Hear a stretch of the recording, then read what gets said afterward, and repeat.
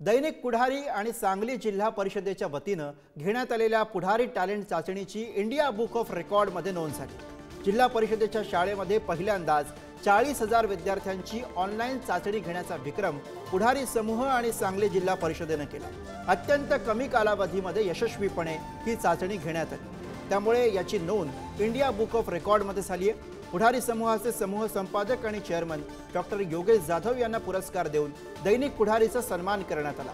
यावेळी विविध गटांमध्ये पारितोषिक पटकावलेल्या विद्यार्थ्यांचा सुद्धा सन्मान केला गेला। यावेळी जिल्हा परिषदेच्या मुख्य कार्यकारी अधिकारी तृप्ती धोडमिसे, प्राथमिकचे शिक्षणाधिकारी मोहन गायकवाड यांच्यासह इंडिया बुक ऑफ रेकॉर्डचे अधिकारी यांसह अन्य मान्यवर उपस्थित होते।